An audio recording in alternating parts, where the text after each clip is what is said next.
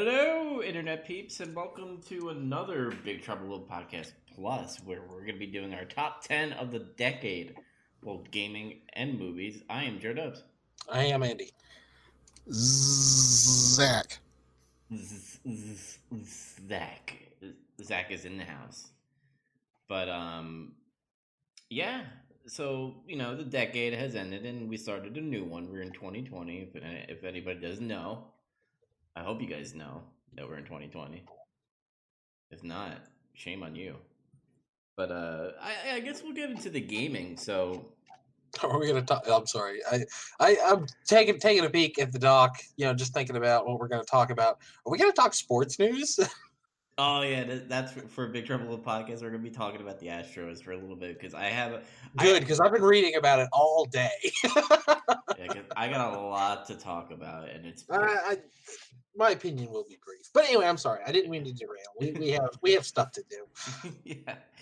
All right, so let's get into our gaming. So how we're gonna do this is we're gonna start from the bottom, like 10, and go all the way up, and we'll go across. It'll probably be me, Zach, and Andy. Because Andy, you said you did your list a different way.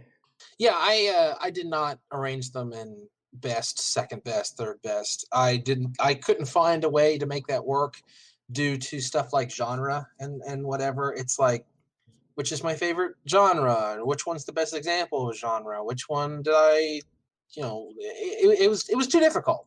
Mm-hmm. It was hard enough to choose 10 things from 10 years that I thought were best. So I just chose 10. And I'm really unhappy with the list, especially my movies list, because I'm sure later I'm going to think about something that should have been on there. But whatever. And then I put them in chronological order. Okay. Zach, are you ready? Are you hype? Because we're going to start off with gaming, and I know you're into gaming. Let me tell you something, Jack. I'm ready. And by the way, the little cross promotion, me and Zach are going to be doing getting some color, and we're going to be doing a kind of retro review of Royal Rumble, the first one in 1988. Yeah. What a maneuver. Oh, God. Vince McMahon, get off the commentary, but I digress. So let's start off with number 10 for me. And I chose this game because it was unique. It was probably one of the only games that scared me shitless, and it wasn't even a full game.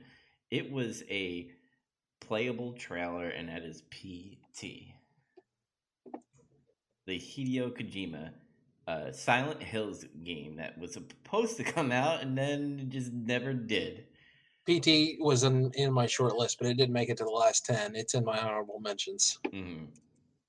All right. So, Zach, what is your number 10?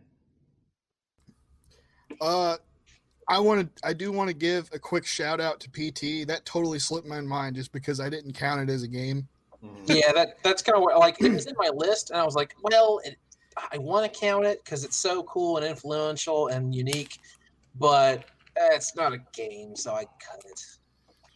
And you know how I feel about 10 lists, so I also want to give some shout outs to some honorable mentions real quick. Okay. I had Bayonetta and the recent Spider-Man game. Didn't quite make the cut, but they came close. Bayonetta 1? Yeah. I haven't played 2 yet, so I can't say. But my 10 is Overwatch. Ooh. Okay. And that's just because I had a lot of fun playing it, and I got like a bunch of people I knew to play it somewhat consistently for a while, and that made it a lot of fun. Mm-hmm. But I liked it a lot just because it felt like kind of a throwback to like those old arena team shooters. And I really felt like a game like that had been missing from the market for like a really long time. I still say that game has like some of the best art direction of any game ever made too. Yeah, I agree with that too. I think that Blizzard's only sort of scratched the surface of what they could do with Overwatch as a whole. We're gonna make a sequel. That's something. Yeah, so at least a sequel's coming out. But I just mean like in terms of like multimedia kind of stuff. People still want like some kind of more story from the game. Are there comics or not? I'm confused about that. They are comics, but like I read one I got from a free comic day thing, and it was just okay. So I don't know. But that's 10 for me. Okay, Andy, what is your number 10, or could have been number 10, but you just did it a different way? Yeah, like I said, it's just chronological order. So I'm going to start at 2010 and we'll work our way forward. I don't necessarily have one for every year. Real quick, my honorable mentions, if anyone's interested, were Skyrim, Smash Brothers Ultimate, Portal 2, GTA 5, Spec Ops: The Line, Metal Gear Solid 5, Astrobot, PT, Super Mario Maker, and Rainbow Six Siege. But anyway, my actual number 10, again, not numbered, is Rock Band 3. I spent so much time playing that game. I thought it was really well rounded, put together. I thought Harmonix made a astronomically great product with Rock Band 3. And it came out in 2010, just barely making the cut. So good one to open with. Rock Band 3 was the best one, in my opinion. Yes. Mm-hmm. And I'll quickly throw some honorable mentions. I'll throw in Spider-Man, the recent game that came out on PlayStation, because that did not make my top 10. And I will put Portal 2 because Portal 2 was pretty good. I love that they had co-op in that game. Yeah. The story was cool as hell, too. Yep. Number 9 for me, I almost made this an honorable mention, but I chose this game because it really had me on the edge of my seat every chapter. And this was probably the only game that I actually was like the whole episodic thing to it, just based off because it was off of a show. So I chose Telltale's Walking Dead Season 1. I thought it had a really good story, and I think the chemistry between every voice actor was amazing. What about you, Zach? What's your number 9? Mario Kart 8. Fuck, that's on my list, too. Well, there's no rule saying we can't share games. I know. But it came out in 2014. Yeah. I didn't mention, I guess I should mention the years. Overwatch was 16. Yeah, I chose Mario Kart 8 because it was probably the most fun I had playing a Mario Kart game since 64. Mm-hmm. Yeah, Mario Kart 64 and Mario Kart 8 are the best ones. And anyone who disagrees is wrong. But I've always had kind of a soft spot for Super Mario Kart. But yeah, 64 was like the best one, I think, up until like this one came out. And I've played some of the other ones too, not all of them. Like I still haven't played Double Dash on GameCube. I always heard that game was like really cool, but I haven't gotten around to getting it. It's a lot of fun, but it's not as fun as 8. Yeah. Mm-hmm. I don't know. There's really not much else to say about it. It's they kind of do the hang glider thing. Was that on a 3DS game? I can't remember. Yeah, 7 had that. Oh, okay. They brought the hang glider thing and all that other stuff from that, I guess. But it was really cool. All right, Andy, you're next. I don't know. I'm tempted to just dogpile on Mario Kart 8 because, like I said, it's on my list, and otherwise I'd just be coming back to it, which seems like a waste of time. So Mario Kart 8, 2014, it was the reason I bought a Wii U. I remember I just started bartending, and I saved up all my tips. Like I was still getting paid, obviously, and that money just went toward like bills and like adult shit. But all of my tips I kept putting aside specifically so I could go.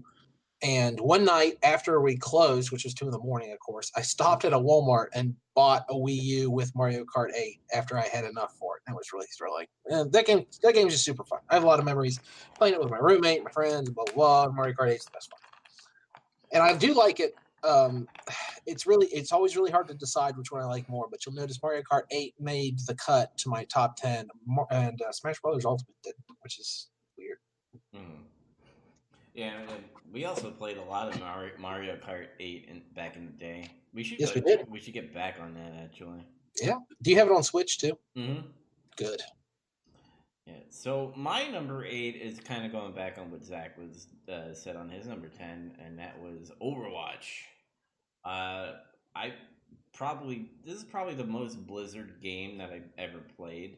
That's beyond StarCraft 2, beyond Diablo 2 and 3, and even World of Warcraft.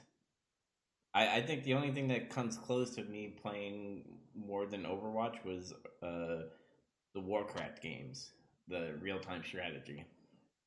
But I liked Overwatch because it was unique, and it's going to sound pretty snowflakey, I guess.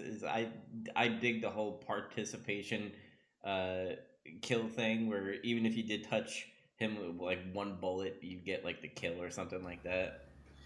Yeah, I liked in that game. I'm just going to add to what you're saying that like even if you're strictly a support character, you still really feel like you're contributing. Mm-hmm. Like you could just totally suck ass at shooting and still play this game and contribute something. Yeah, and that's what I really liked about it. But Zach, you're up next. What is your game? Number 8 is Diablo 3 Reaper of Souls, or the Ultimate Evil Edition, whatever the hell you want to call it. Because like I know there's caveat here because when Diablo 3 came out, some people didn't really like it that much. I liked it just fine when it came out. I didn't really think it had any real serious issues or anything. Mm-hmm. But when Reaper of Souls came out, it kind of pushed the game further, kind of like when the old expansion for Diablo 2 came out. Yeah. And it's like when you get that, you can't really imagine going back to vanilla. So essentially, when somebody's talking about Diablo 2, they're talking about Lord of Destruction. They're talking about when you have the expansion. Same goes for Warcraft 3. When you talk about Warcraft 3, you're actually talking about also Frozen Throne. like and yeah, I don't Diablo 4 is coming out though, and I'm pretty hyped about that, but I'm still looking back pretty fondly on 3. Okay. Cool. Andy, what about you? All right. If any picks on my list are going to cause some eye rolls, this will be the one. But I played a lot of it, and so did every other soul on the planet. In 2011, Minecraft came out, and say what you want, the game's fun. God damn it, it's so great. I would always turn off the enemies and just like mine and build. It's mindless autistic fun. Mm-hmm. And I used to roll my eyes with that game, but I kind of dig it now. But that didn't make my top 10 at all. All right, my number 7 is a game that had all-star voice acting and also all-star kind of face recognition, and it was probably hyped up a lot, and that is Mass Effect 2 for EA. This is probably the best Mass Effect game that came out. This was on a lot of people's like best decade game lists. I noticed. Because the stories were amazing, and it was probably one of the top sci-fi stories out there. And the things that you could do in this game is just really cool. And they always make that joke that you could have sex with an alien in this game, but whatever. Yeah. All right, Zach. And punch a reporter. Yeah, that too. I forgot about that. That was my favorite part. Zach, what's your number 7? My number 7 is Mortal Kombat from 2011, which was kind of like the reboot of Mortal Kombat, essentially. So not the most recent one then. This one was 10 or something. No, this technically it's 9. 9. Okay. Yeah. When this man before this came out, I was kind of like burned out on Mortal Kombat. The people call them the 3D games, the ones that came out on PS2 and GameCube and stuff around that time. I didn't really have as much fun with those as I used to the old ones. I didn't think that they were as good. And it had been a long time since like there was a good Mortal Kombat game to me. So when this one came out and it did like all the fan service stuff right, and it was like you were revisiting like all the areas from like the original 3 games, and it had pretty much everybody you wanted in it too. Mm-hmm. And everybody played like just how they would, except it was all jazzed up because it was like 2.5D, 2D, 3D, whatever you want to call it. And they had the X-ray moves, you know. And the fatalities they weren't quite super insane yet like they are now, but they're still pretty fun. Kind of not going off of your game, but the same franchise. But the new Mortal Kombat, didn't they come up with a thing called quitality now? That if you quit, it turns into like an automatic fatality, or did I just read that wrong? Quitality. I think it's like your character's head explodes or they kill themselves or some shit. I haven't really played online with it yet. Just I just never really got around to trying it, so I don't know what it looks like. All right, Andy, you're up next. All right, I chose this next game. I mean, the game itself is great. It's a masterpiece, and people always point to it as such. I chose it more for like what it represents. I know that sounds douchey and weird, but Journey, just because like it kind of opened the door for a lot of people to start realizing not just smaller games can be great, but also it's always one of the bullet points in people's games as art argument. So those two things alone, and plus also the game's super fun. It's just too short, but it's so charming and it's a genuine adventure. So, Journey. Okay. Journey, I still haven't got around to it, but I've always heard it has a sad ending, but like not a sad ending, but it makes you cry at the end. It's melancholy. It's not sad. Okay, cool. My number six is gonna be quick because we kind of did talk about it, but I had the most fun playing this game with you, Andy. Also, Adam, and I don't know if Zach you played with us in any of those matches, but Mario Kart 8 is my number six. Yeah, we all have it. Mm-hmm. Yeah, I played with you guys a few times. Cool. Yeah, so that game's a fucking amazing. So, Zach, what is your number six? Super Street Fighter 4, which was 2010. I knew I forgot a Street Fighter in there. Street Fighter 4 by itself was pretty great. You don't understand when that came out. Like, I was so ecstatic, and the fact that it was good just made it better. Mm-hmm. He was buying it for other people, even. I was. And that was 5. Well, I think I bought you 4 one time for a birthday or something. No, something like that. but like, it's just, there was like Street Fighter as a franchise pretty much died, became inert in like 1999. Mm-hmm. That was the Third Strike came out, and that was the last game pretty much. So we're talking like when the original Vanilla 4 came out, it was like 10 years, and there was no more 2D fighters pretty much. And that came out, and it kind of re-sparked the fighting genre back again into like relative popularity. I wouldn't call it a top genre by any means anymore, but there's a handful of games that still retain like big audience these days, which is better than what it was. Yeah.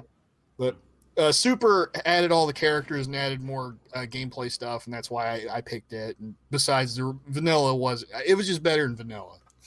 I always liked the story mode in 4 an awful lot. Yeah, it was cool. Mm-hmm.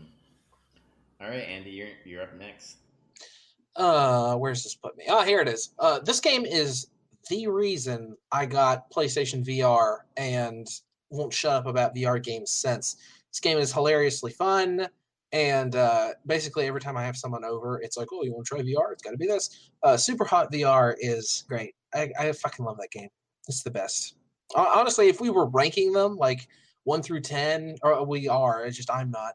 Super Hot would be near the top just because it's so genuinely fun. Like it's on like a real base level fun. Mm-hmm. Yeah, and I've seen you stream it, and you're always having a blast playing that game. So yeah, it's hilarious. I love that game. My number 5, I guess reinvented or maybe rejuvenate. I don't even know what word I just said. But Rejuvenated the franchise, and that is Doom 2016. That's on my list too. The fucking soundtrack is rad, the fucking gameplay is rad, and the graphics are fucking amazing. So I've chosen Doom as my number 5. What about you, Zach? I also chose Doom as my number 5. That's so weird because even though I ranked mine in chronological order, Doom came out in 2016, just like Super Hot VR. So Doom's next on my list too. There you go. I don't have to say Doom came out in 2016 now. Doom is the only. Now, if we could time travel and put this exact show exactly a decade ago, my top list of games from that decade would have a bunch of shooters on it, just because that's who I was back then. I used to play a lot more of the Tom Clancy games, Gears, Halo, stuff like that. But now shooters, like I said, my short list had Rainbow Six Siege on it, and it had Spec Ops: The Line, but Spec Ops isn't on there because it's a fun shooter. It's on there because it does something really interesting with the story and the narrative. But Doom is just exactly what a shooter needs to be. It's quick and it's interesting and it's fun to play. It's gory. The soundtrack's amazing. I have the soundtrack on vinyl. That's how much I like that soundtrack. Yeah. I was just going to say, you guys both pretty much filled in the blanks for me. All I can say is it's probably some of the most fun I've had playing a game ever in my life so far. Like I would get so into the combat, like I would get like pumped up while I'm like doing the combat arenas. I'm killing all these fucking guys. Yes, like it's freaking me out. Freak out. Yeah, freak out, brother. Yeah. This was probably one of the very few games that I've beaten it on hard mode. So I really liked him. But my number 4 is a game that would surprise people because you would think it would be higher since it's one of my favorite franchise. But there are other games that were just way more better than this game, and that is Resident Evil 2 Remake. I figured you guys would bring that one up. Yeah, I like how they retold the Resident Evil 2 story, not scene by scene, but enough to be like, oh, I remember that in Resident Evil 2, but in a different way. And the shooting was good. It was all around good, and Mr. X was fucking terrifying, even though he was very slow. And by God, we'll talk about this in the Big Trouble podcast, episode 91. Nemesis looks fucking scary.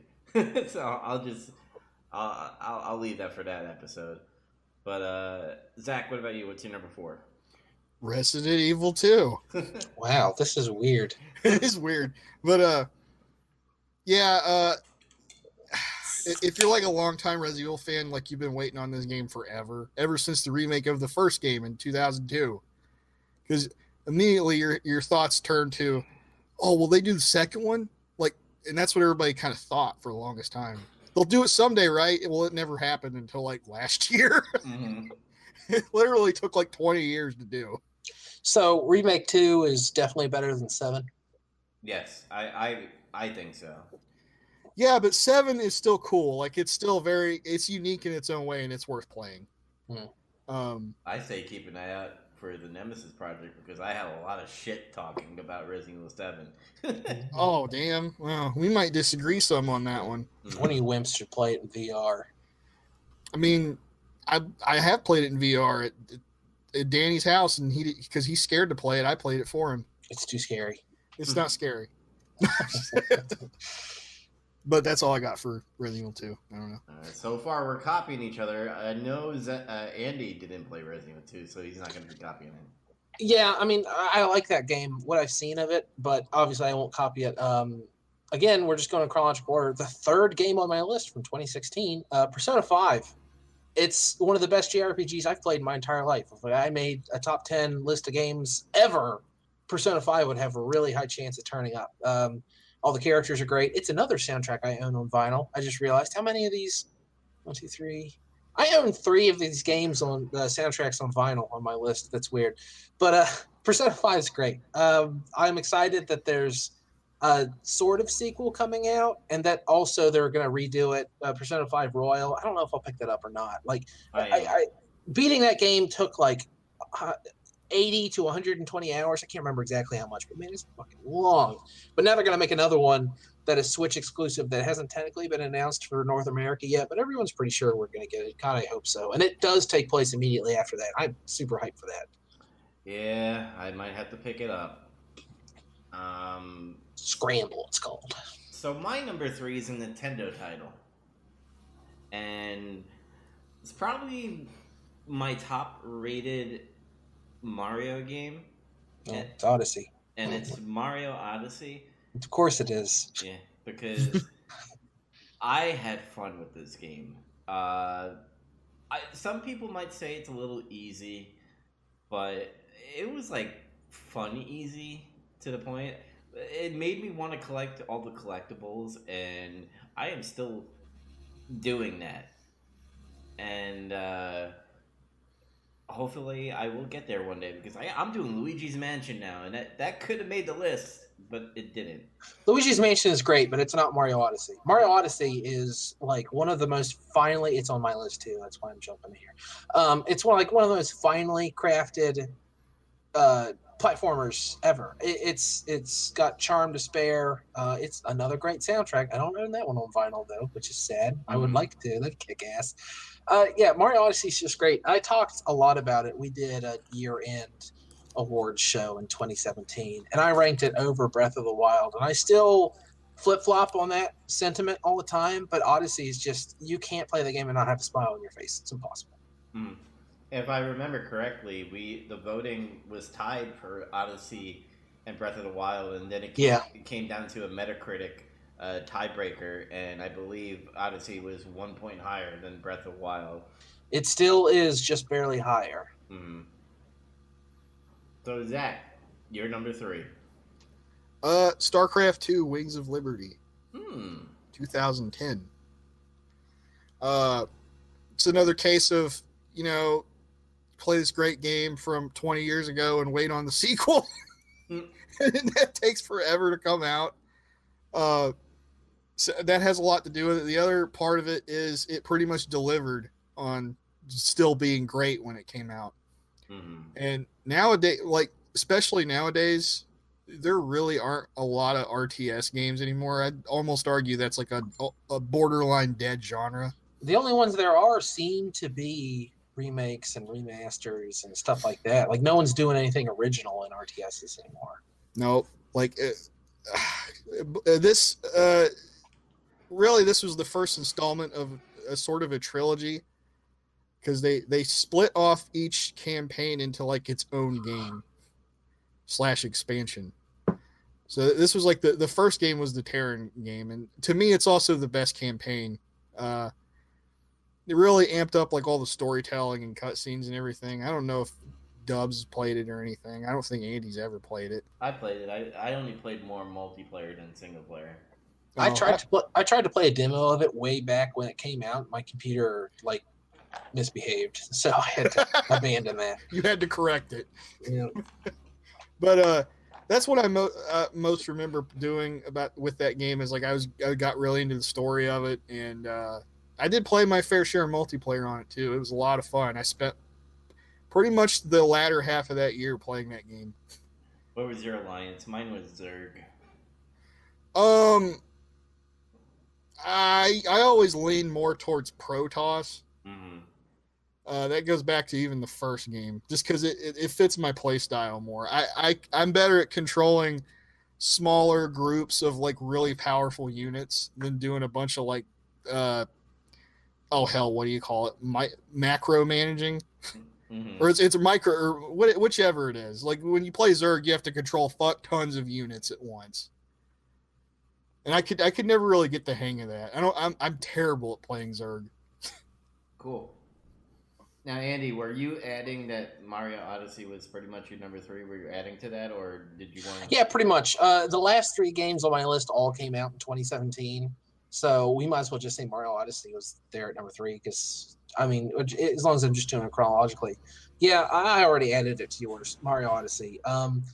I was thinking really hard the other day about what my favorite Mario game is, and it's really hard because I have a soft spot for Mario 64 and Mario Brothers 3 and Odyssey. But man, Odyssey is just, I don't know, so well put together. It might be my favorite, which is kind of blasphemous for someone as old as I am, but the game's really good. Yeah, and I agree. My number 2, this was a hard one between the number 1 and number 2, because this game had such an impact on me, on the story, where it made me go, man, would I do that if I was that character?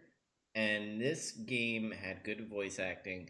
It was a really long game to play, and that is Last of Us.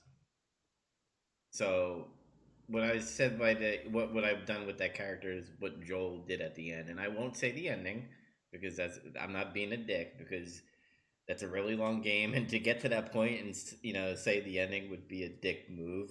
But it made me think, would I've done that? And not a lot of games do that. Mostly movies do that, where I go, man, would have done that if I was that character? Maybe. I don't know. Did you say that game was really long? It was. I thought it was short. I heard it was short. I didn't think it was that long. I thought it was like 10 hours or something. Yeah, it's like 10 or 12 hours. Maybe it felt long. It felt long. It definitely did felt long, and maybe the storytelling and the gameplay, how it did it, made it feel long. You go on a journey. Don't they I forget, don't they divvy that up by seasons? Mm-hmm. Yeah, it's like the chapter is like summer, fall, winter, and yeah. Yeah, but usually, Right. like other, I want to say normal games, because in other games, like 10 hours, you would be able to finish that in a day. To me, this took me 2 or 3 days, maybe because I'm an adult and I had work and all the adult things, so maybe that's played a factor, but I don't know. Last of Us is my number 2. Zach, what about you? Hey, that rhymed. My number 2 is Sonic Mania. I knew you were going to say that. 2017. I have to go last, so everyone keeps stealing all mine. Sonic Mania is my next one. Again, familiar story. Oh my god, Sonic was awful for the year's debatable depending on your stance on the Dreamcast games, but pretty much you could say Sonic was bad for like 20 years or so. Oh yeah, 20 years, no problem. The last debatably good Sonic game. Well, most people would say Adventure 2. I say Adventure 1 in 1999, but yeah, it was like decades before there was like a truly great game. And as far as like this gameplay style goes, Sonic 3 and Knuckles was 94. 94. Yeah, 94. And it's just they nailed it. They had a perfect formula, and then they just don't do anything with it for decades. And then not only it's just even the story behind this game is just fantastic because it was made by people who loved the Sonic games so much that they made stuff on their own. So Sega said, "Oh, you guys want to make a Sonic game? Maybe it'll be decent." And then it was like fantastic, and it blew Sonic Forces right out of the water. Sonic Mania is great, and this is the other game on my list. I have the soundtrack on vinyl too. Same here. It gave me a lot of warm, fuzzy feelings. It felt just like that missing sequel we never got, and like I loved everything about it. There's really nothing I dislike about that game. Yeah, like if someone said improve Sonic Mania or die, I'd be dead because there's no way to do it. Make a sequel. Give me more. Yeah, where's the sequel? Like, I want a sequel that has like chaotix in it. Oh, that'd be so cool. Yeah.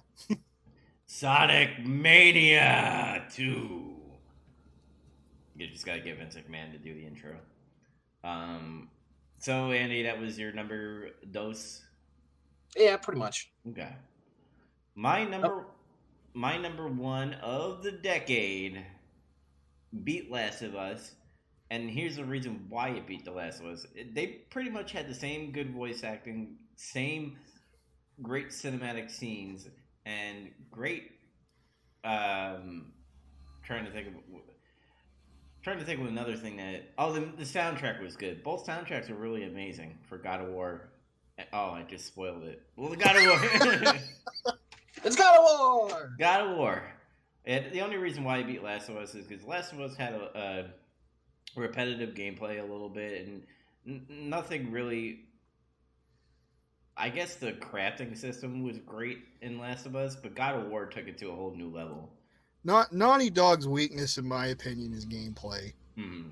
It's never like real in depth. Yeah, Santa Monica Studios did great with God of War, and that was another story where I was just like, wow. And then the end credits scene was like, holy shit. But yeah, that's my number one. Zach, what about you? Mine is Batman Arkham City. That 2011. That almost made my list. Yeah, well, I considered that one myself. That game's just great. I loved Arkham Asylum, but that was 2009. I think it was 2009. And this game came relatively quickly for a sequel to that, and it totally just took it even further. Yeah, it did exactly what everyone wanted too. Like everyone was like, "Oh, Arkham Asylum's great, but I want to be in all of Gotham." And they are fine. We'll fucking do it then. People have wanted that game since video games started. I think Yes. if they happen to like Batman and like video games, imagine that shit crosses over. I can't. But like It's pretty much fulfills like a very long-lived wish of like, man, I just want to play a Batman game where I can just go around the city and fuck people up and just do Batman shit in a cityscape. Well, I got it. And I got it twice. Actually, I got it 3 times because there was Arkham Origins and then there was Arkham Knight. Mm-hmm. Arkham Origins was okay. Arkham Knight was pretty good, but they slipped. They slipped when they made that one because they used to have like the fun little combat and stealth challenges. Mm-hmm. And they made that you had to pay for it DLC, and I thought that was kind of shitty of That's them Warner to do Brothers that. Entertainment for you. They offered it free in this game, but they make you pay for it in what is allegedly supposed to be the last one. Mm-hmm. All right. So, Andy, what is your final game that you pick? The final one, also in 2017, Legend of Zelda Breath of the Wild. I know it's on everyone's fucking list all over the internet, but man, that game really did make me feel like I was the one on an adventure. Like I was the one who's screwing around. Skyrim has this a little bit. Most MMOs do, but I feel like Breath of the Wild was the one that took it out of me the most in that, oh, what's that? I want to go do that. Oh, I'm going to climb that mountain. Oh, there's trees over here. Oh, wait, what was I supposed to be doing? And then like you're like 6 tasks down the road and you remember, oh, I'm supposed to be going up to Kakariko Village to talk to some old person. I need to get back on that. And the DLC was good. The art direction of that game is so cool. I love the way all the shrines look. What a launch title. Like arguably one of the best launch titles for any console ever. And I know it was on the Wii U too, but that doesn't matter. Yeah, game's great. I got a question. Don't all the Zelda games make you feel like you're the one adventuring, screwing around? They do, but Breath of the Wild way more so. The second place would be Wind Waker, I think. Like they all make me feel like, oh, it's adventure time. I'm out here doing stuff. But I mean, Breath of the Wild, like I would not since I was a kid would I play a game and just lose sense of time completely, and then it's 3 or 4 in the morning. Like that just doesn't happen to me anymore. I've got an adult brain. I got to go work. I got to do whatever. Breath of the Wild did that all the time, and it's I don't know. It's just everything, right down to mundane stuff like cooking. It's just fun, and I like doing it. And I want to see Link succeed because Link is me. Mm-hmm. Huh. And if you want to climb that mountain, you can. You can, unless it rains. I've seen it. If it rains, you're fucked. But we didn't really argue with each other on these. I figured there might be like, really, you put that on there like once. Didn't really happen. I thought I would get that with either Journey or Minecraft, but I guess not. No, they're a good game. Now maybe movies might be a little confrontational. Now, Andy, would you want to go number 1 since you went last, or? I guess I don't think our movies are going to have a lot of overlap, but hell, we'll do it. I did the same thing with movies. I did them in just chronological order, so we'll just start back in 2010 with me. But the Coen Brothers version of True Grit is the first one on my list. Okay. It came out in 2010. They stayed closer to the actual book, which I think helped a lot because it's really hard to outdo True Grit with John Wayne in it. So they just said, we're just going to do our own thing. And boy, did they ever. Everyone in that movie acts their ass off. They do a great job. And it's just, I love Westerns. That's just one of my favorite genres. So, and Coen Brothers are one of my favorite directors, the two-headed directors. So that seemed obvious. True Grit's on my list. I forgot about that movie.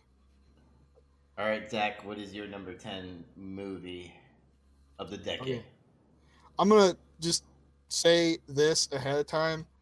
My list is probably either really disappointing or like super normie, however you want to look at it. Comic book movie.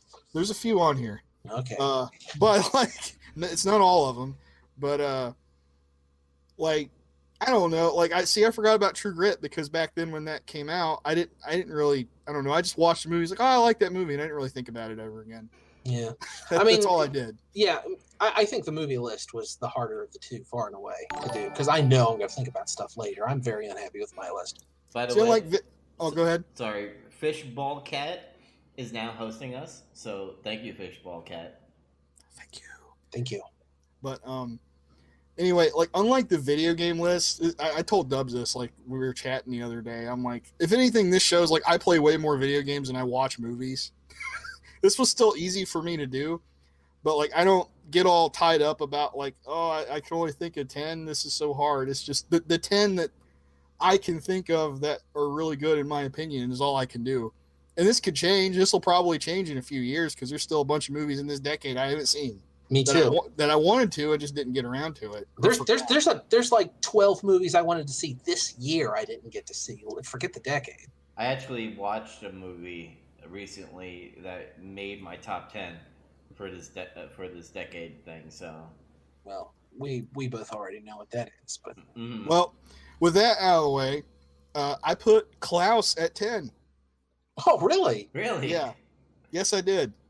I did that because it was just really good, I thought. And to top that off, I felt like it could be a new Christmas classic. That's why I put it here. Yeah, if you want to hear more about all of our opinions on Klaus, go back and listen to our Klaus episode last month. Like I just really felt like this could be like a movie that would stay in Christmas movie rotation. It's a good movie. It's well voice acted and it's got charm to spare. Okay, number 10 was also a old episode with me and Andy back in the day. This was a Guillermo del Toro. There we go. Guillermo del Taco. G-Man the Taco. Dead Man. I really like this movie. I thought it had a great love story. I really like how it was shot. And everyone already knows what you're talking about. Just say it's Shape of Water. Thank you. That's it. It's the only love movie he's directed to my knowledge. I've never seen Crimson Peak though. I have no idea what that movie's about. That movie was just okay. I was disappointed. I mean, Pacific Rim might be like, love of robots. Oh well. Brotherly love. Okay. Brother. Andy. Brother. What is your not so number 9 but number 9 pick? In 2011, Nicholas Winding Refn graced us with the movie Drive. This movie would be on my top 10 movies of all time, possibly. I fucking love the movie Drive. It's so cool. So cool! It's a really basic story. It's what made me fall in love also, not just with Nicholas Winding Refn, but also Ryan Gosling. In every movie, in most of the movies he's in, definitely every movie he's ever been directed by Refn in, he's just like really quiet and doesn't say anything. And it seems like it would be boring, and it should be kind of, but I don't know. He just has like a presence on screen that's really good. And Drive's such a basic story, but like it's perfect at like having that one tone, and then out of nowhere someone gets killed on a roadside illuminated by brake lights. Just a bam, and there's suddenly like a bunch of emotions in the movie, and then it tries to calm you back down, but it's too late. You're tense now. What's going to happen next? Interesting. But Zach, what is your number 9, brother? Well, brother, it's Endgame. I put Avengers Endgame on here. Do you like Endgame more than Infinity War? Yeah, yes. Oh, okay. Infinity War almost made my list. It's on my honorable mentions. I didn't bother to name. It's not like by some kind of huge margin or anything. I consider them about equal, I think. But this one gets the hair over it because it's the end. It's the culmination of this whole journey of the MCU thing. That makes sense. I mean, honestly, like I always poo-poo comic book movies, but I mean, it's something that's never been done before. Like all of this decade's worth of bullshit all coming up to this little one film event. And I get it. Yeah, it's a cinematic event. All right, so my number 9. Despite what Martin says, sorry. Don't worry. Two comic book movies have made my top 10, and you probably already know it already. One of them is Endgame somewhere. But my number 9 I recently watched, and it's not on my fucking tempo. That is Whiplash. I've meant to watch that movie for years. Years I've been meaning to watch that movie. And I still haven't seen it. I was sitting down on my recliner in my living room, and I was like, "What movie should I rent?" And Rashomon. I went past the old Sam Raimi Spider Man, and I'm like, J.K. Simmons, what else has he done? Whiplash, famously. Yeah, and then I was like, Whiplash. Portal 2, actually, too, come to think of it. We were talking about that earlier. Yeah, Whiplash was on there, and man, that film is fucking intense. It made practicing jazz music like it's a thriller, and it's really fucking good. The story. You ever see the movie Black Swan? Yes. It kind of has the same themes of what Black Swan was for this movie. Huh. So I highly recommend it. It definitely deserved a nomination for the Oscars. I don't know if it won anything in the Oscars. I don't remember. I'm pretty sure it did. I don't know. All I can remember is like one of the posters for it is just the reviews, and it's just like amazing, phenomenal, fantastic, the best. Awesome. I'll explain a scene real quick. So the kid who's doing the drums, and J.K. Simmons is like the instructor. They're practicing for a concert coming up, and he's doing the drums, and J.K. Simmons goes, "You're dragging too much. You're rushing too much. Can you get on my tempo, please?" So he starts to play, and all of a sudden, J.K. Simmons just fucking hurls a chair at his head. He's like, "Do you want to know why I hurled a chair at your head?" And he's like, "I don't know why." He's like, "You're not on my fucking tempo." And then he just goes up to him. He's like, "Count to 4." He's like, 1, 2, 3, 4. And he slaps him. And he's like, "Am I dragging or am I rushing?" It's fucking intense. I highly recommend it. All right. So, Andy, we're back to you. What is your number 8? Hey, speaking of Marty, it's one of his movies. It's Wolf of Wall Street. Obviously, he's made a ton of great movies. Wolf of Wall Street, I was surprised I put on this list because I really liked that movie, but I didn't think it was like top 10 of the decade kind of thing. But the more I think about it, I've rewatched that movie at least like every other year since it came out, sometimes more often. And I thought about putting like Silence or something a little more like classy from Scorsese, or The Irishman for that matter, on the list. But Wolf of Wall Street is just such a I've said the word fun too much in this one episode, but it's a fun movie to watch. I like seeing all the terrible shit that he gets into, and the movie's entertaining. I liked Wolf of Wall Street a lot, and it's got a lot of the Scorsese hallmarks in it, like directorial wise. Goodness. All right, Zach. What about your number 8?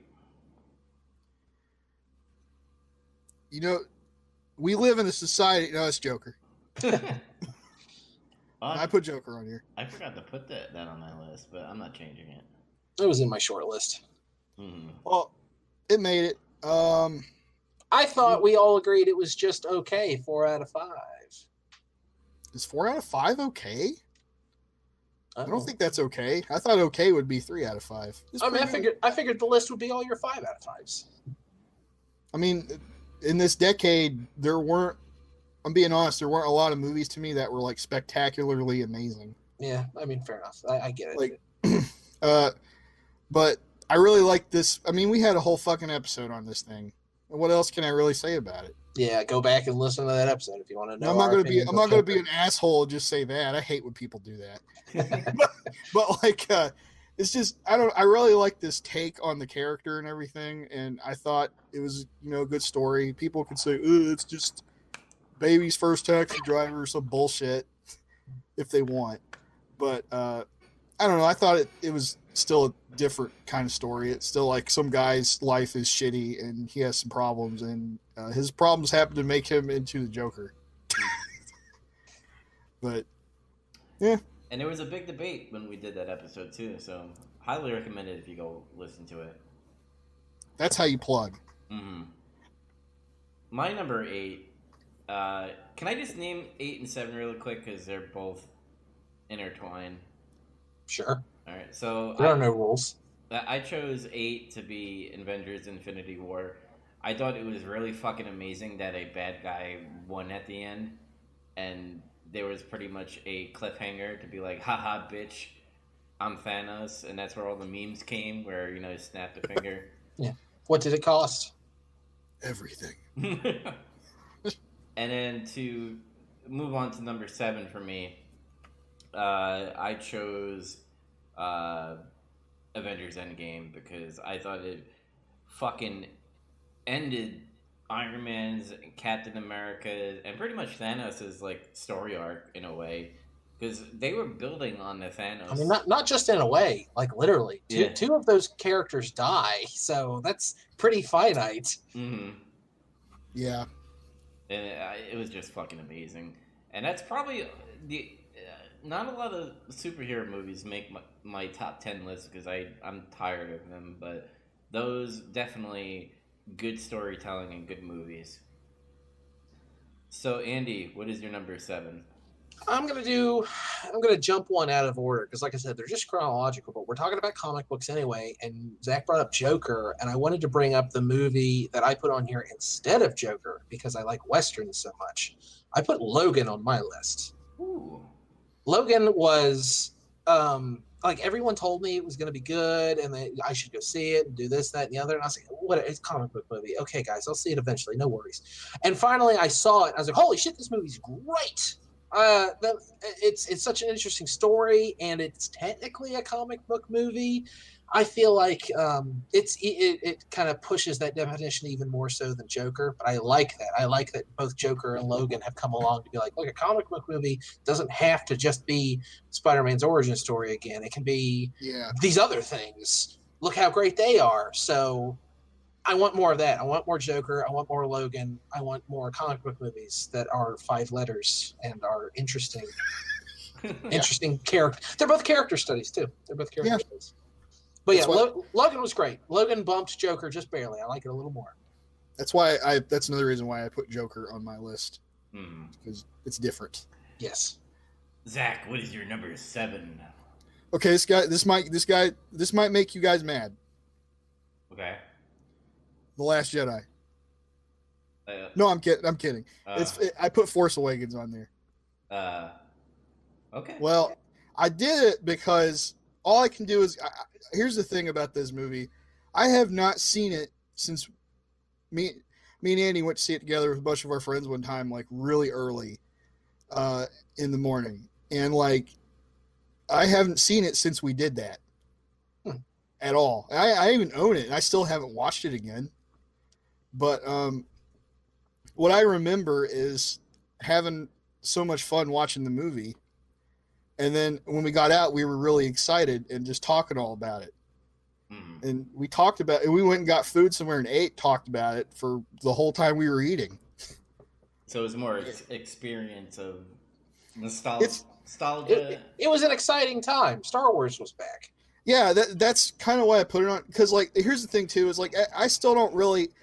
In my mind, there's still not a whole lot that's really wrong with this movie necessarily. Like, it doesn't have really awful problems or anything. It's just like people say, like, oh, they'll say, oh, it's like, oh, go ahead. What are you gonna say? They copied New Hope, right? Yeah, that's the one thing people like to bring up most. That's me. He's doing his impression of me. I mean, I'm not gonna argue against you. That's kind of basically true. No, that's fine. I mean, I've never been against anyone enjoying anything. I like that movie too, and you could nitpick like some movie making bits about it, but really you just being a pedantic dick. You're just trying to be a dick when you're trying to tear it down that much. The movie's fun. The movie's good, and it is just New Hope again. But I liked New Hope, so I mean, good job. It was good, fun, competent Star Wars for a brief time. Yes. Oh yeah. Adam's in our chat. He says, "Girl with light sword, fucking nerds." Another cinematic event. That's true. Yeah. It had good. I definitely like the setup and where it was going. It's just the end result of being inconsistent between Rian Johnson and J.J. Abrams is what killed it. In my let's not get off in these weeds again. We're gonna do that again later. If we could just go all the way back to when this had just come out, we would still be happy and optimistic. Guys, remember Star Wars Mania during WrestleMania time is when we're gonna have the big battle of all the Star Wars. A battle, the triple threat, a three-way dance. All right, so You already did your next one. You want me to just jump Yeah. in now? yeah, jump in for number 6. This one kind of represents the trilogy, but it's the best one in the trilogy, and it also I enjoyed it a lot because it's a lot of the most fun I've ever had doing the show. But I put Dawn of the Planet of the Apes here on my list. I loved that movie. It's the best of those three, and all three of them are good. Like a lot of the movies we watch on the show, I'm like, yeah, I get it. It's good. I'll probably never watch it again. But the Apes movies, I own all of them on Blu-ray now, and I will watch them again. Even the Tim Burton one? No, not that much. I do own it, though, because it came in a box set with the other ones, but I just pretend I don't own it, even though I do. But yeah, all the new ones were like really good, and it really upsets me that Disney owns that property now, and as far as we can tell, they're not going to do anything with it, which is a shame because they put a lot of work, Fox did, a lot of work into bringing it back with that trilogy, and I feel like they could still, there's something there. You can still do something with that. And Dawn, the middle one, I thought was the best of the three, so it's representing those movies on my list. Mm-hmm. Man, I don't even have any Planet of the Apes on there. I'm a bad Planet of the Apes fan, but whatever. You're a fucking asshole. That's fine. You like other movies more. That's acceptable. Mm-hmm. Zach, what is your number 6? My number 6 is Hereditary. I forgot about that movie. That's not very normie of you. No, there's a couple of things on here that might surprise people. Andy's probably sick of hearing about this movie because in our group of friends, if one of them decides to show up that one time, we inevitably end up, somebody brings it up and we talk about it for a little bit without spoiling it for him because he still hasn't seen it. I thought this was like a great modern horror movie. A lot of people are kind of saying like, oh, the horror genre has kind of come back. And I sort of think that, yeah. Especially from the 2010s. Jesus Christ. But it's hard to talk about this movie that much because the plot of it and everything is so integral to you enjoying the movie. All I can really say about it is it subverts expectations. And it's genuinely creepy. It's been a very, very long time since I've watched a movie and like got genuinely weirded out by it and made to feel like uncomfortable. And this movie does that. Mm-hmm. And that's all I'm willing to say about it. The last decade was actually really good for horror. I'd given up 100% on ever watching horror movies again. And I just realized it's kind of a shame there are no horror movies on my top 10, but in my honorable mentions, there are 3. So a bunch of them got close. And that's a lot for me because I don't watch a lot of horror movies usually. Mm-hmm. That's one of my big genres. All right, my number 6 is a Jake Gyllenhaal movie. And boy, was he crazy in this film because he was like kind of like a news reporter where, you know, shit happens, he has to catch it right away. And the movie. Oh, Nightcrawler. Are you talking about Nightcrawler? Nightcrawler. Yeah, yes. I love that movie. I didn't even know you'd seen it before. Yeah, I fucking love that movie. And so wait, Jake Gyllenhaal played Nightcrawler? Yeah, in X-Men, remember? He teleports? Okay. Yeah. Okay. Bam. Bam. I recommend everybody to see that movie. I had a good time. That was one of the movies where I was just like, oh, I'm going to write this. This is going to be fucking... I never heard of this movie before. And then I was like, holy shit, this is a good movie. Yeah, I kind of came into it the same way. One of my friends was like, this is a pretty good movie. I was like, I guess Jake Gyllenhaal isn't the worst. And he said, yeah, don't look up anything about it. Just watch it. I said, well, all right. And then I did. And I was glad I did. Yeah. That's my number 6. So, Andy, what is your number 5? Mine are out of order because I jumped Logan down. Birdman. Oh, I still want to see Birdman. I still haven't. Oh, you gotta. It's the best. Michael Keaton plays totally not the guy who played Batman, trying to get out of the shadow of a hero that totally isn't Batman. and it's got a ton of great actors in it, and they're all doing a great job. And like the movie's like one shot, and the soundtrack is just like a guy on drums, just playing drums, drums, drums, drums. And every once in a while, you'll see him in the background, which is really bizarre. But that's the tone of the movie. It's like bizarre and weird, and it's like, is this happening? Is this not happening? It's great. Birdman is fantastic. Zach, I've got it if you ever need it. Yeah, I really need to watch it, especially because I'm kind of a big Michael Keaton fan. Who isn't? He's the best. And I want to add that is also my number 5, and what Andy just said, I totally agree with what Andy said. So that's my number 5. Zach, what is your number 5? Once Upon a Time in Hollywood. Ooh, that's on my list also. I had a lot of fun watching this. I'm a huge QT fan. I pretty much liked all of his movies. Even Hateful Eight, I just think it's probably his weakest. Yeah, it's his weakest. But I mean, what's with even Hateful Eight? Like, people don't hate that movie, do they? Some people don't really like it.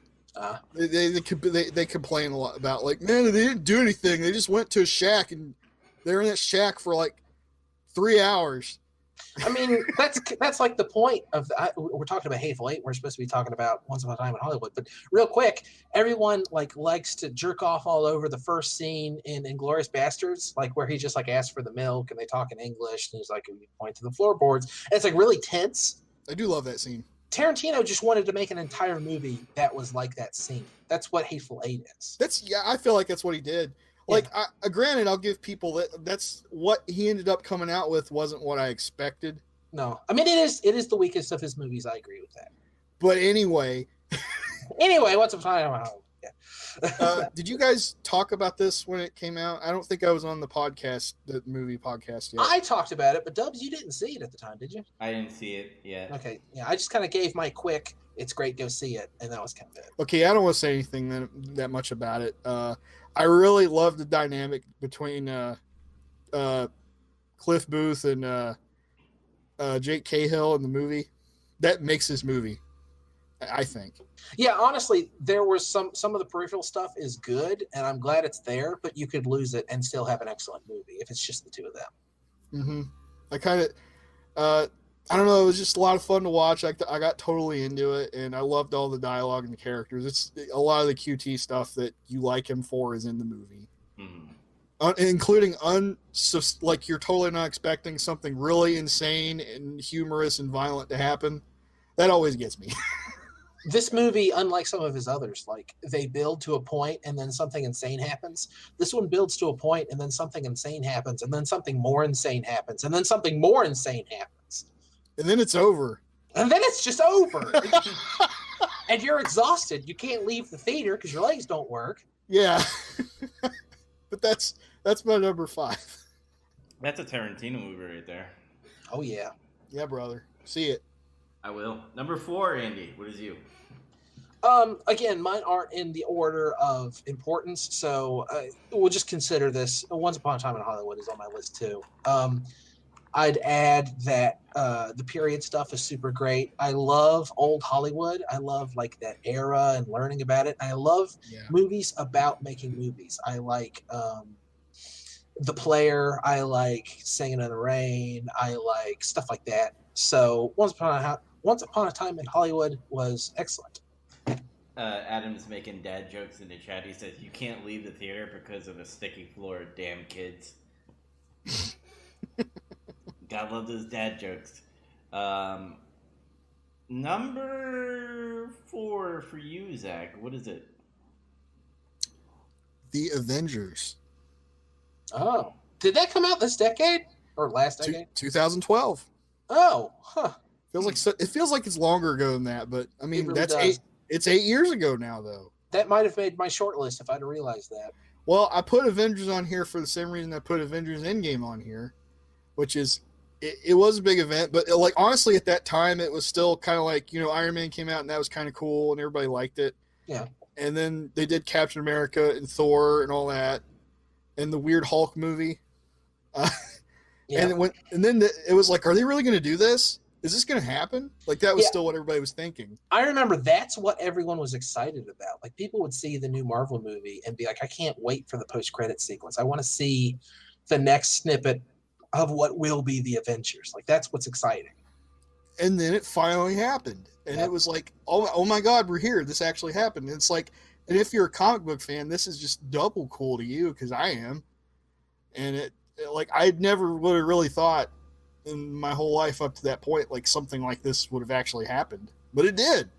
And then you saw Thanos, like a pre CGI of him in the end credit scene. It was like, oh my God, Thanos! And then we didn't see him for like 5 years.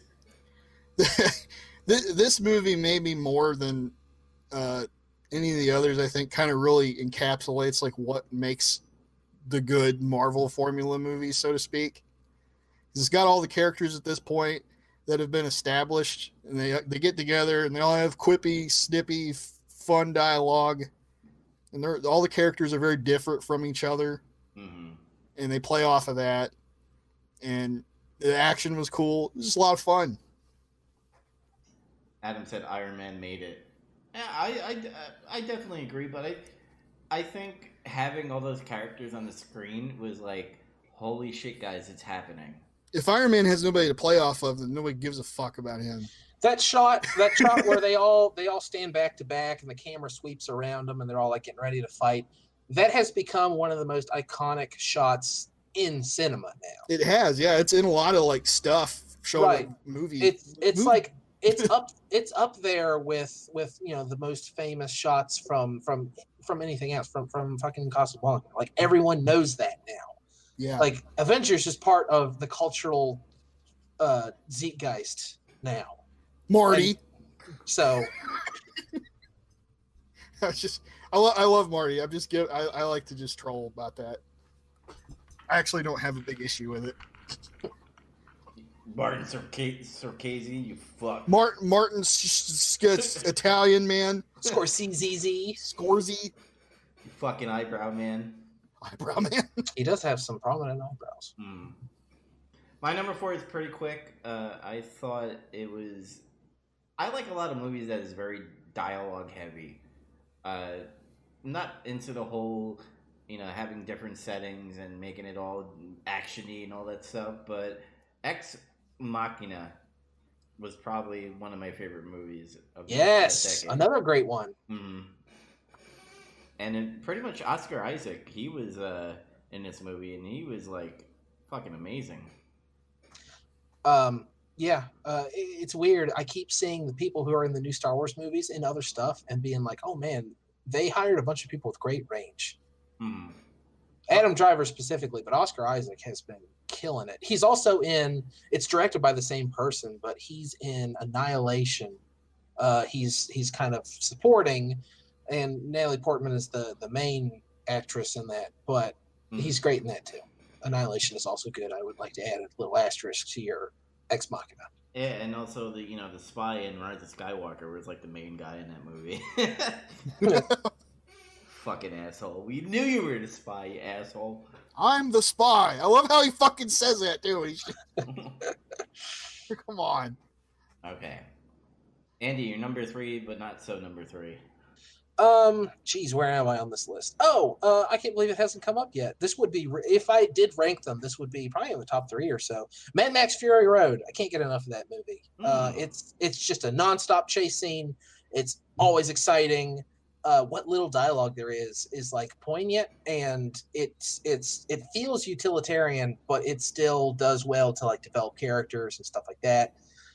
The movie's gorgeously shot. It's done with as many practical effects as possible, which that alone makes it deserve praise, except for the fact that it's also well written and well storyboarded and well edited, and I love it. Zach, you're number 2, brother.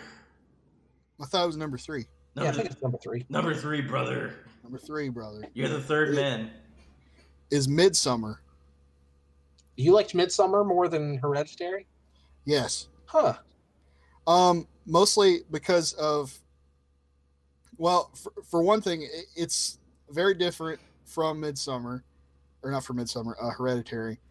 And again, it's like kind of hard to talk about this without like kind of ruining it with the plot and everything. But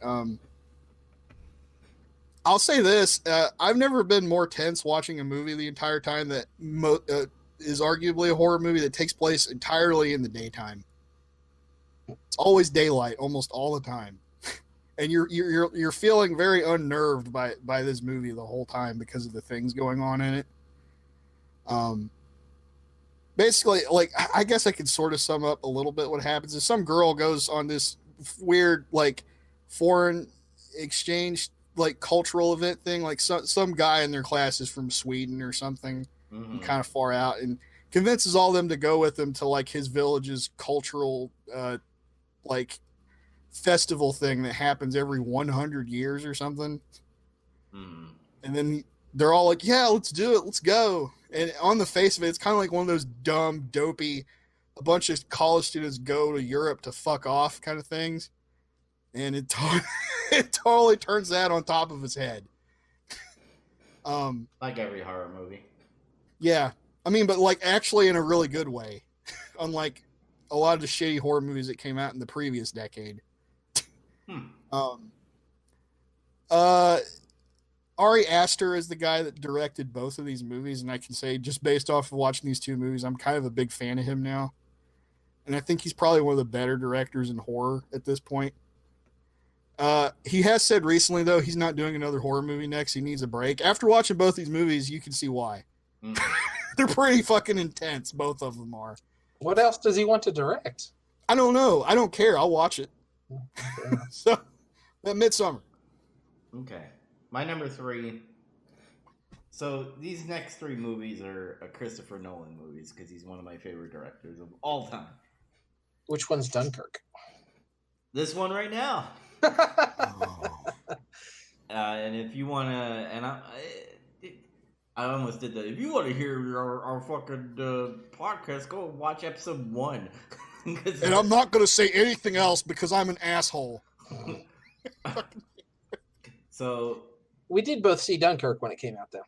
Yeah, and it was our first episode, I believe. That's one I wanted to see, and I never got around to it because I like Christopher Nolan a lot too. This movie didn't have any character building, but it made you feel like you were in a war, and the shots were amazing, and every scene felt intense, and like you were like, "What the fuck is going on?"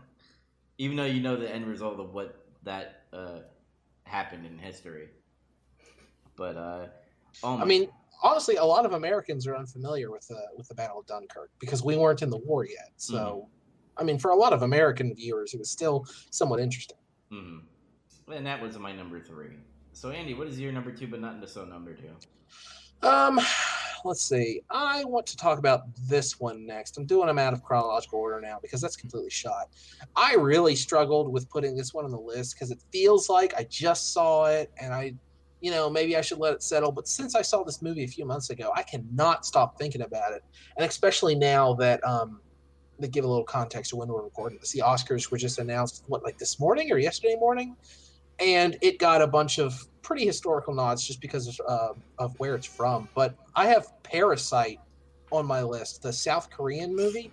And it's almost impossible to say what genre that movie is. It's got elements of horror. It's got elements of kind of dark comedy. It's a drama. It's just a well-directed, well-acted movie. And it's so new, I don't really want to say that much about it yet, especially now that it got the Oscar nod, because that's going to make a lot of people want to go see it. And it's still in theaters in some places in the country. So, Parasite's just an extremely great movie. It's either that or Once Upon a Time in Hollywood was my favorite movie this year. And Once Upon a Time in Hollywood is the safe guess. But man, like I said, since I saw Parasite, I think about it all the time, like what happens in that movie. So it's great. And if you haven't seen it and get a chance to see it in theaters, definitely do it, especially considering it's been out so long, a matinee of it, it's going to be like $5. I got the AMC A-Star list or whatever it's called, so I get to see like 3 movies per week for free. Do they have Parasite? Yes. Good, go. You will like that movie. We're putting you on assignment. Dubs, you will like that movie. I'm sure of it. I definitely want to go see it. So that's probably next on my hit list of movies. Zach, you'd like it too. I'm not saying like only Dubs would like it, but it's a movie I could really see Dubs enjoying. Okay. Mm. Zach, what is your number 2 of the decade? My number 2 is Captain America: Winter Soldier. And I thought you said something different. I thought you said Capsule America. Capsule Corporation: The History of Trunks. No. Captain America: Winter Soldier.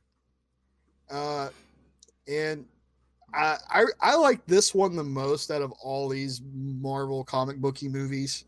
It's got one of the most complex, grown up, intelligent plots, I think. It's really like a kind of a spy espionage movie mixed with comic book stuff. But the thing is, if you don't really know much about Captain America, that's kind of what his comics sort of turned into in like the 2000s. Mm-hmm. Ed Brubaker and someone else started writing it and got all that way. Yeah. Like before Captain America was like just generic adventure man forever. After being like a, you know, the World War II comics and he punches Hitler and all that shit. But remember when Captain America said Hail Hydra? Yeah. I remember. It was funny. But this movie has great action in it.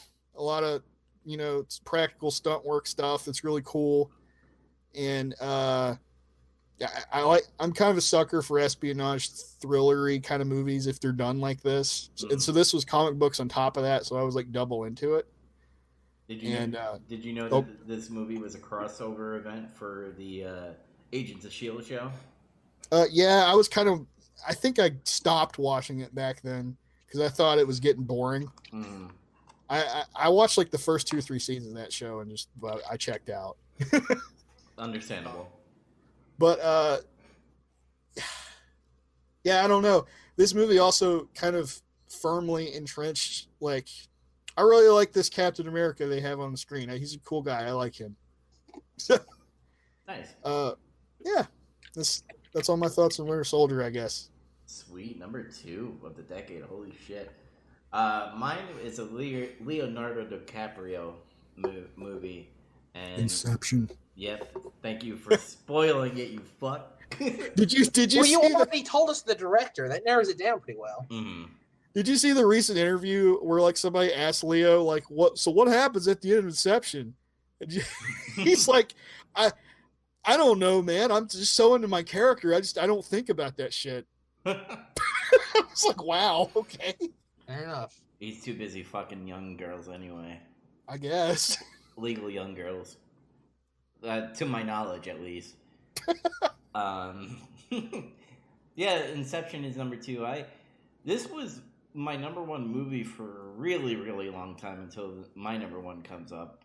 And don't spoil it yet, even though you know. That's weird. Didn't you say the top 3 movies were all from Christopher Nolan? Mm-hmm. Yes, The Fire Rises. No. Come on.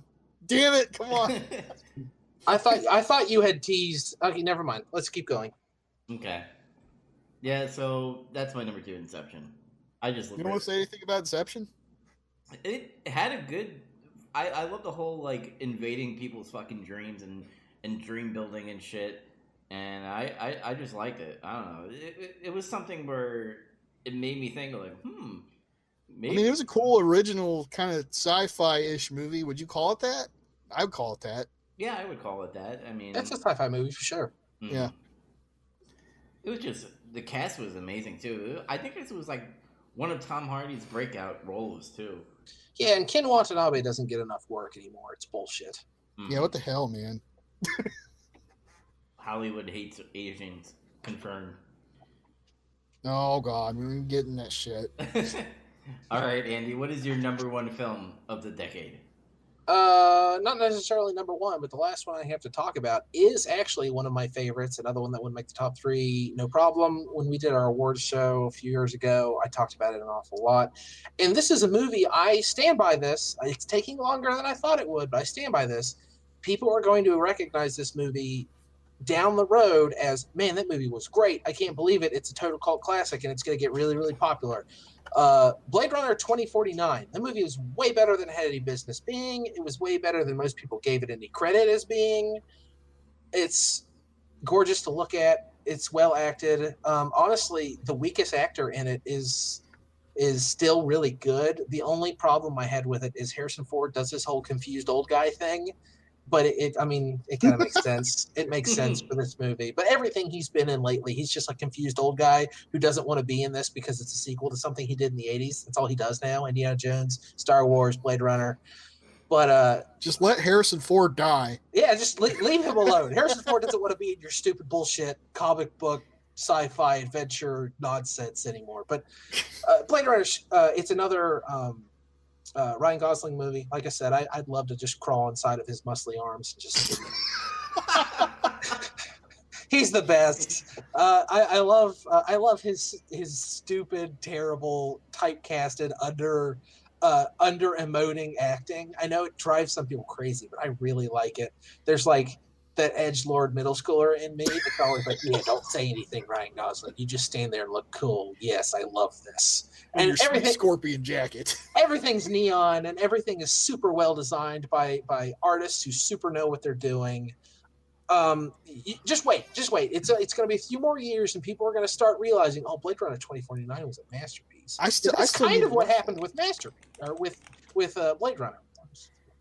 I still need to watch that. I just fucking missed the boat on it. It's good.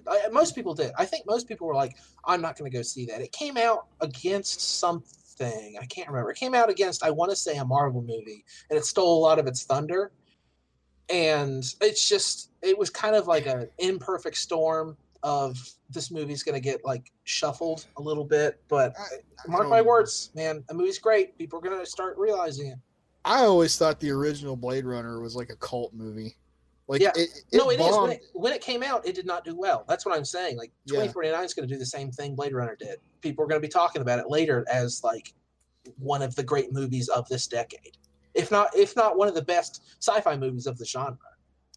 Which one do you like better, the original or the original? But not by much. Not by much. All right, that's a good endorsement. Now I'm going to probably say something very controversial. Boy. I have many gay friends, and this is a setup for a joke, so it's not like I'm being like, you're a Nazi or anything, but when Andy said I want to fall into Ryan Gosling's muscly arms and stuff, the first thing that came to mind was Ryan Gosling in Remember the Titans, when he played that gay guy. Was he in that? Yeah. I haven't seen that movie since high school. Mm-hmm. I was like... No, I love Ryan Gosling, though. He's great in... Place Between the Pines. He's great in Only God Forgives. Holy shit, he's great in that. Alan Bosley, that was his name. And Remember the Titans. Oh man, I want to watch Remember the Titans, and I do agree with you, Andy. I think Ryan Gosling is probably the man of the decade, or the actor of the decade for that decade. What's that movie? Hey, was he in The Other Guys? I forget. Gosling? Yeah. I don't think so. Oh, God dang it. Hang on. Marky Mark is with Will Ferrell, obviously. No, I'm confusing that with another movie. Hang on. Oh, okay. Keep going. Keep bantering. Are you talking about Four Brothers? No. Oh, okay. But Zach, your number one is up now. Okay, my number one is The Lighthouse. Oh, wow. Oh, man. That's another movie I watched, and it's so good.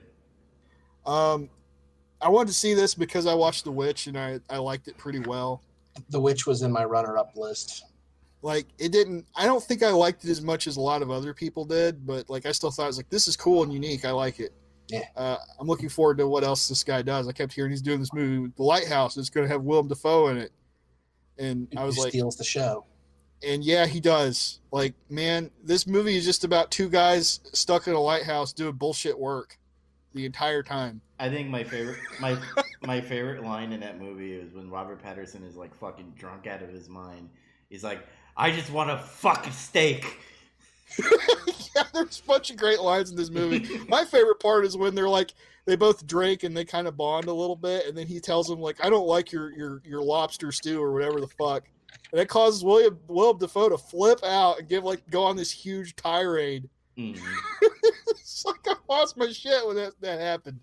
I can't even repeat it. Like, it's because it's so long. He basically monologues for like 5 minutes. calling him an asshole. The script, like all the dialogue is written by Eggers, right? The director.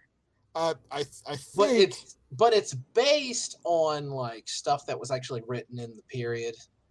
yeah, he's doing like he's mostly doing like period piece kind of movies. Yes. And I like the cinematography of this movie. It's all black and white, and it's also shot 4:3, which is really interesting. Dubs and I watched a movie shot in 4:3, and we both liked it. A Ghost Story. I think it was almost in my short list. I've heard of that movie. Yeah. It really lended to the story and everything though, because it made it feel like extra claustrophobic and shit. Because like he's stuck in this shitty old lighthouse, and he's just like, I guess he's feeling trapped. Maybe he's feeling trapped by his past or some shit. I was pretty much captivated by the movie the whole time. I was constantly wondering like what's going on, what's happening. I do this thing now with every William Dafoe movie or wherever I see him in, is after he says the sentence, I go, Spider-Man! Spider-Man! You know, I am something of a lighthouse keeper myself. Spider-Man! Sleep. God damn it. Even I watch Speed 2 and when and I'm just like, where's Spider-Man? I'm gonna blow up this damn ship. Anyway, I love Willem Dafoe. I thought that you teased that you had seen something very recently that you were going to put in your list, and I didn't hear it in your list. it was Whiplash. Oh, okay. Yeah. Oh. Yeah. I thought you meant like something recent. I thought you were teasing that 1917 was in your list. Yeah, but that wasn't from Christopher Nolan. I thought he. I know, that's why I was confused. I was like, wait, the fuck? Didn't Christopher Nolan make 1917 the Battle of Dunkirk? That's great. That's a great Vietnam War movie. Goddamn. Anyway, I'm big into astrology, and I'm gonna say it's Interstellar. I thought you were going to say Rise of Skywalker. No. No, he said it was Christopher Nolan. Yeah. Christopher Nolan directed. No, I'm just kidding. If he directed that movie, I'd probably like shit in his mouth. Good damn. Settle down. I don't know. Matthew McConaughey, he's up and down when it comes to his roles. Because remember Sahara? I think that was the last movie I was like, fuck Matthew McConaughey. Hey, that movie is exactly as good as it needs to be. Yeah, you fucker. No, I think you're right though. I think Matthew McConaughey is part of this like this group of actors that like a director has got to just drag a good performance out of. Mm-hmm. Like they're capable of it. They're really good actors, but if they don't care, you're not going to get a good performance. Adam Sandler is one of those guys. Yes, Uncut Gems. I heard good things about that, but oh, it's great. Obviously, now isn't the time to talk about it, but Uncut Gems is great. I recommended it as well. a lot of memes come from Interstellar, which is funny. But just how like Matthew McConaughey delivers his lines, because he'd be like, because there was a robot named Tars in there. I'd be like, Tars, can you give me more speed, Tars? There you go. And then he would talk to his daughter. It'd be like, time is just like a box of chocolate. You never know when you're gonna eat it. And that wasn't a line. That was. I was about to say, what the fuck? Yeah, I was going to say that doesn't sound like very well written dialogue. But that's how he delivered his line, and it wasn't great, but it was enough to be like, wow, this movie's still fucking good, even though like Matthew McConaughey is like doing a subpar job. Total ham bone. Mm-hmm. And I forgot the guy. He was in Frasier, I think. What was the guy's name? Oh my god, it's fucking. I don't think. Who was he in Frasier? I don't think he was. I might have mixed up my fucking TV shows in the 90s. So hold on. Kelsey Grammer? There you go. He was in. Yeah, he's Frasier. That's right. That's what I said. He's Frasier. Oh no, not him. John Lithgow.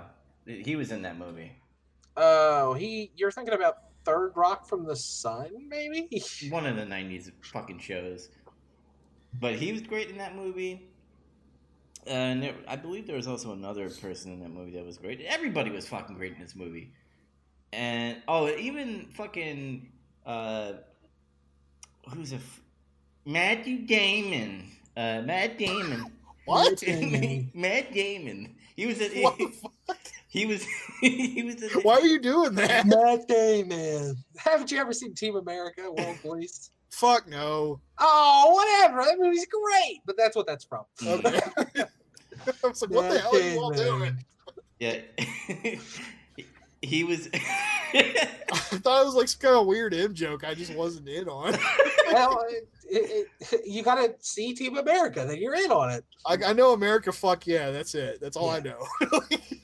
Well, that and We're Guards. Mm. You got to watch the movie for those. Okay. Yeah, it's really good. It's a well-written movie. Some people like write it up, be like, "Oh my god, it's too long for me to watch. I don't want to watch this shit." What? Yeah, I don't know. People are weird. Most people, like most movies nowadays, are fucking over 2.5 hours. Oh yeah, Good. If that's what you need to tell a story, do it. But if you don't, then don't. Please. Last Jedi. oh yeah. Yeah. And Casey Affleck, kills his family by not leaving a place where like a dust bowl is like going in his fucking throat with all too much dust in the nostrils. What an asshole. But anyway, What? yeah. You never seen Interstellar? No, that's another one I just kind of let pass me by. You need to watch it. Telling you this, I told you I play way more games than I watch movies. Okay. But oh yeah, real quick, a double back when we were talking about Ryan Gosling. It was The Nice Guys is what I was thinking of. Oh, yes. He's totally Ryan Gosling is totally not Ryan Gosling in that movie. It's kind of fun. Oh, and Adam agrees with me. He fucking loves Interstellar. So, Interstellar, baby. But that is our games and movies of the decade. Hey, real Yeah. quick, did you guys have any cast-offs, any honorable mentions? Let me think. Nice Guys was kind of on the list there. Huh. I like that movie too. Yeah. What else? What else? I don't know. I just made a big long list and I had to cut from it. I just kind of wanted to real quick run down it. Grand Budapest Hotel, The Master, The Artist, Creed, Dunkirk, Get Out, It Follows, Knives Out, Logan Lucky, Thor Ragnarok, Avengers Infinity War, The Witch, The Revenant, Skyfall. Skyfall is the closest. I really wanted it to be on the list, but I just couldn't get it on there. Yeah, I didn't really do a short list for movies. It was a lot easier for me to do movies than it was games. It was the inverse for me. Yeah. I guess War of the Planet of the Apes, Dawn of the Planet of the Apes. Rise. No. No, okay. I would probably say Captain America: Civil War was close to up there. Yeah, that was another one but I bumped it. And that's it, I think. Oh, and Pacific Rim, another Del Taco movie. That's gonna stick now. Guillermo del Taco. Hurricane Heist. No, I'm just kidding. The movie was kind of fun if you just shut your brain off and watch it. I did not see it. There's a heist while there's a hurricane. Wow. Right. So should we close this out so we can head on to our episode 91, or do you want to postpone until tomorrow for episode 91 and do like a double feature of episode 91 and then me and Zach are getting some color? Let's just do it. Fuck it. I'm not scared. It's more. Are you scared? Are you afraid? It's more of Andy. Andy, do you have to get up Oh, to work early? No, I'm ready. I don't have to work tomorrow until 11:30. Okay. So we're gonna get right into it. Actually, before. I mean, this will be a cut, right? This will be a unique episode, and you got to do a new intro. Yeah. So Okay. Before I end it here. Cut this out. Cut out. How do you reverse the tape? Cut this out. Fuck. Cut this. Email me if you know how to turn this off. If you want to catch all of our goofiness, make sure you go to novnetwork.podbean.com. We also updated our site. If you go to nerdreview.com, it looks all nice and shiny and nice. I said nice already, but whatever. And fun. Yeah, It looks nice. I think our next Big Trouble Little Podcast Plus episode will be 1917. Probably not next week, unless Andy, if you want to do it next week, it's up to you. So What? 1917, if you want to do a Big Trouble with Podcast Plus episode. I could do that. I could do that. And Zach, if you do watch it within that week, then you could be a part of it if you want to. Sounds like Yeah. you'll see it. I'm trying to watch it. I'm going to try to watch it this weekend. If it doesn't work out, I might just go by myself or something. Okay. Yeah, so until next time, everybody, have a good night. Bye. Have a good decade. That too. Peace. Thanks for listening.